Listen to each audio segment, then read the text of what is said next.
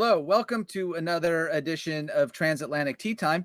Normally we start these off and I will have my two colleagues and friends, Dan and Tim, on. But today we have just one of them. So as a little teaser, we're going to bring him in from a new location. Good morning, sir, or Hey, afternoon for Jonathan.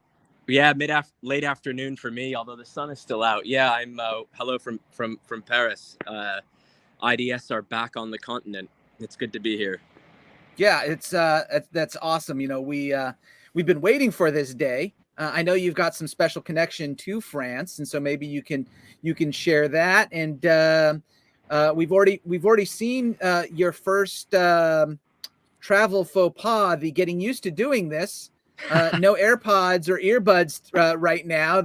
You left doing work so you could come join me on video, and your AirPods remained on the desk. That's right. They're Jabra brand. I'm not selling here. I'm not making any kickbacks from this. They're great earbuds, but I left them in the apartment where I'm staying on the desk. That's right. So I'm struggling to hear you slightly, and normally I'd be better equipped for this. But yeah, here we are. So sorry about that. You know what? Without putting a date on this recording, so that people don't necessarily know when we recorded this, you can make it up to me by buying me a pint next week. As we'll do another Transatlantic Tea Time, though there won't be a transatlantic element to it. It'll just be tea time, as I'll be joining you and Mr. Ruprecht in London. But this is not about next week. This is not about London. This is about Tim in Paris. So what can you tell us? The world opened up over there and clients said, come and join us. That's right. So I've always, like you said, I've had a connection to Paris for a long time. My wife is, whose birthday is today, by the way. So happy birthday, Lem. Was born and raised here, probably 5 or 6 minutes from where I am. It's a big city, but I happen to be right around there. But that's sort of by the by. I mean, since probably 2014 or 2015, we've had quite a few great connections over here in Paris. They tend to work on larger matters like we do, regulatory type matters that touch on multiple jurisdictions. So, coming and visiting them in their home base is extremely important, both Sure. Culturally and just sort of from a personal perspective is very important. A lot of the work is, I will say, a little bit different, more internal investigations, compliancy audit focused, large scale regulatory driven investigations, but less of the disclosure discovery type work, mostly because there is no discovery regime in Europe outside of the United Kingdom. We just don't have that on the continent here. So the type of work that we're all used to seeing in America and the UK doesn't exist here in the same way. It doesn't mean that clients don't have data-driven challenges and data-driven legal challenges. They're just a bit different. Yeah, interesting. So by the way, yes, happy birthday to your wife. And I was going to attempt to speak a little French. I was afraid, Tim, that then you would have us record your daughter, who could speak French much better than I can. So probably better than me as well. that is true. So one of the things that you shared with me recently that is different is how the cloud is considered differently in France, and data being in the cloud. That was really something that I was unaware of. Yeah, I can actually elaborate on that a little bit. It's some of it's we've talked about this. I mean, it seems ad nauseum amongst maybe Dan Ruprecht and some of us in the kind of Euro circle, but it's always worth bringing up to people that might be curious about this. So a lot of the heavy hitters in the cloud market are Microsoft Azure, and Amazon Web Services, Google Cloud. There's a handful of kind of American-based, very large, very successful, well-organized, well-functioning cloud providers. In France in particular, They have data protection sensitivities that are heightened, just like the Germans would, or the Belgians, or the Swiss, or anybody here in Europe for that matter. But what the French also have are a statute called the blocking statute, and you're free to look this up. But it effectively wholesale prohibits the export of business records from the four corners of French territory. It's quite strict. There's also something that that law firms and clients here are quite concerned with, which is the Cloud Act. People can also look that up if you're not familiar with it. But this was born out of necessity, and I believe it was in battling sort of drug distribution, child trafficking, some pretty nasty criminal stuff.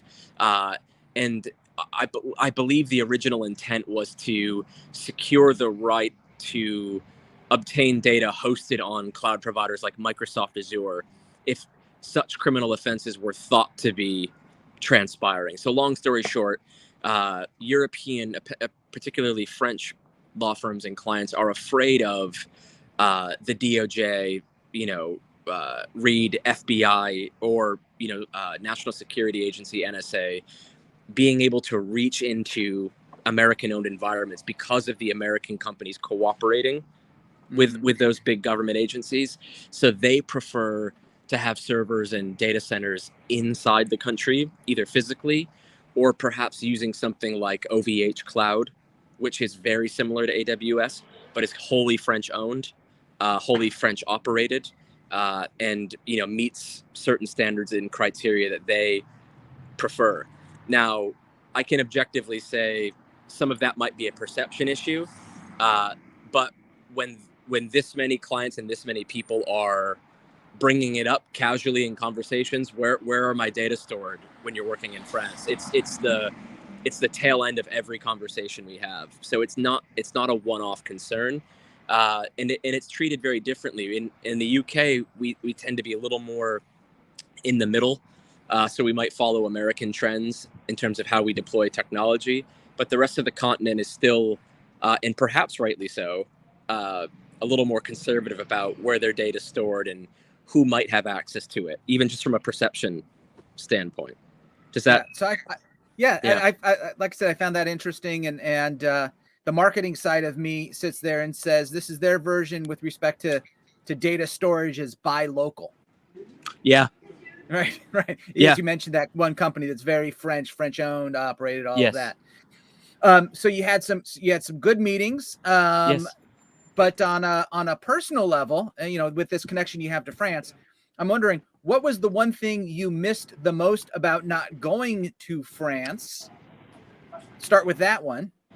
My goodness. I mean, it's not just one. Probably. God, that's a tough one. I would say. What do you want? You want two? I'll give you. What do you want? Three? How many do you need? Two, three? How about I take two or three just to be safe? So eating and drinking is probably number one. London is a very sophisticated, gigantic metropolis, and there's a lot of cool things to eat and drink. But by far, your average sort of brasserie or cafe type place in France has food and drink that are a cut above the rest compared to England. And the prices are generally more favorable too. You don't feel like you're spending a lot to eat well. I think the French have a very stubbornly high standard for food and drink. So you end up with this kind of perfect storm or perfect condition of good quality food in abundance for not a lot of money. So that's one thing that I personally miss.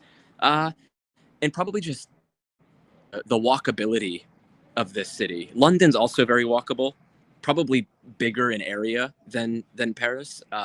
Populations are a bit bigger in London too, but this is more like this reminds me a little more of New York, where you can walk. It could be an hour and you don't realize you've walked for an hour. You can walk along the river. You can, pop in and out of these places and kind of just get lost because the whole city is, architecturally gorgeous, and there's so much to see in every few feet that you walk that you're very not distracted, but you're very taken by it all. So you don't really notice that time has passed. if you compare that to places where I've lived many years ago, like California or Arizona, you would go for, many, many blocks without seeing anything other than a gas station. So different kind of, different kind of landscape, if you like. So I miss those. I think I miss that kind of stuff the most. Just kind of walking around here, getting lost a bit. And, I mentioned my wife earlier, but seeing her that happy, it's, we've been stuck in London for 2 years, mostly because of COVID. So it's nice to get back to normal a little bit. Yeah. Yeah, I think that's great. I trust me, I'm looking very forward to seeing you and Dan and in London next week and meeting with clients and connecting with some old colleagues. I also look forward to when we get to go to other parts of Europe. Paris is a place where I went to twice when I backpacked through Europe. We quickly stopped in, hopped a train to head down to other parts of Europe, and then I spent 2 days. But I was 18 and intimidated by the French and given the impression that I'm American and they're not going to like me. And without the language, it would be a problem. I think that's I don't think that's entirely a misnomer. As a native American, a native born American, I should say, I can see what you mean. Sometimes there's a little bit of the outsider syndrome. I mean, you'll have this in England too, as did Dan, and I, despite living here for many years in Europe. You suddenly realize what it's like to be an outsider when you don't feel that way back at home. But I find, honestly, in Paris that people are lovely. I mean, people are very friendly. Hello, how you doing? Kind of chummy sort of thing. I find, that it's not quite the same in London. I think people are much more likely to be rude on the streets in London than they are here. And you were 18 years old. That wasn't that long ago, right, Jonathan? That was only 10, 12 years ago. Yeah. Yes. Let's go with that. My great story from that is because I flew home early in the morning, I spent the night in the airport. And my friend who was with me traveling, except for this last leg, had taught me how to say, I don't speak French in French. I'm not going to do it now. That'll be embarrassing. And he said, if somebody tries to talk to you, that's all you need to say. And I said, great. And we're at the airport and it's late in the evening. And this nice woman, or she started off nice next to me. She asked me something in French. Yeah. I told her what I was taught.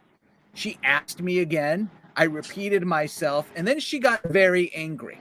So I'm going to say it's because I had such a convincing French accent that she thought I just didn't want to engage in conversation with her, but she proceeded to then stand up, yelled at me for a little bit, and then went on her way. But other than that, it was a wonderful time in Paris. I had a great time. To hear people like that everywhere, not just here, but I find that, even if you just probably say a few words in French, they'll immediately reply in English just based on your accent and stuff. Most people under 50 or 60 years old in France speak English pretty well. But the whole idea is that you don't just assume that they're going to speak it. As long as you say a few words, they'll, there's a lot of respect from the get-go and everyone's really friendly. I find that I've never had an encounter, maybe once or twice, where everyone refuses to speak English. And that can be a little difficult from a professional perspective, because what we do is, as you know well, is quite technical, and explaining things like analytics and data triage and information governance, and so all of these things are not really in my French lexicon very well. So you have casual conversation, and then you have to politely ask to switch, just so you don't lose the messaging, if you like. Yeah, I was gonna ask that. I was gonna ask, of your 4 meetings, how many of them were in English and how many of them were in French? But it seems like it's a blend. It is a big blend. Probably one was entirely in French, and then the others were a blend with a heavy focus on English. So typically, what happens is you have a lot of greetings. How are you doing? How's your family been? How's shoot the shit. How's the weather? Kind of thing, and then probably our clients will speak in French, and I'll probably reply in English, just to make sure I'm getting my point across clearly. because I understand 90+% of what they're saying, but because I don't live here and I'm not immersed in it and I'm not a native speaker, it's a little difficult to be talking about structured data and investigative techniques in another language. So I commend people that can do it extremely well. My wife being one of them. It's a difficult. I have a lot of I have a lot of sympathy and time for people that can express themselves that well in more than one language. So really what you're telling me is we should have just hired your wife and not you. We hired the wrong Latulippe. Yeah. Smarter and better looking. Yeah. Agreed on both fronts. Well, it'll be interesting as we do get to travel into other parts of the continent to be able to have a similar type of conversation with respect to being in Italy and whatnot. That'll be interesting. Look forward to that. Yeah. So, and before we go, I really wanted to show you something important, iconic in the background. You would expect Notre Dame or the Eiffel Tower. The Basilique Sacré-Cœur is around the corner, which I know is one of Dan Ruprecht's favorite buildings, which is in English, I think that's the Sacred Heart. Yeah, Sacred Heart of Jesus. It's a Catholic church. It's a big, kind of bubbly, beautiful church. I think they broke ground on it when they started building the Eiffel Tower, kind of late 1800s, and it probably finished in the early 1900s. It's way up in the 18th district, way up a hill. I was there earlier. I kind of mistimed it, and I wanted that to be behind me. But one of my favorite iconic places in Paris for sure. Yeah, well, we would have. I'm sure we would have loved the view. I know that you do like to incorporate interesting architecture and history in these, so maybe next time. But certainly appreciate that. To our listeners, just a little heads up as we do get to go out and visit different countries. Dan and Tim and I will do a Transatlantic Tea Time at the beginning of their trip, and we're going to work on getting it posted quickly. I know that both of them have quite the following on LinkedIn, and that way, if you are one of our listeners or viewers in one of these foreign countries, and you find that you have some spare time, Dan, Tim, iDS would love to be able to have you join for a meal, a coffee, a beverage, whatever it might be. And so we're going to try to do these at the front end of the trip versus the return, because as you've heard, Tim needs to get back to the UK and pretty himself up for my visit there, as we have a week full of fun. So Tim, appreciate you taking the time with us today and being able to do a tea time remotely. Thank your family for letting you break free for a little bit.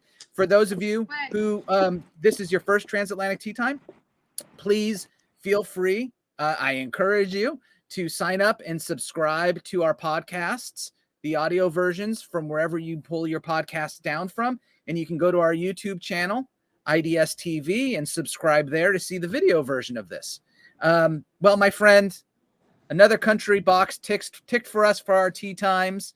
Safe travels home, and enjoy the rest of whatever time you have left there in Paris.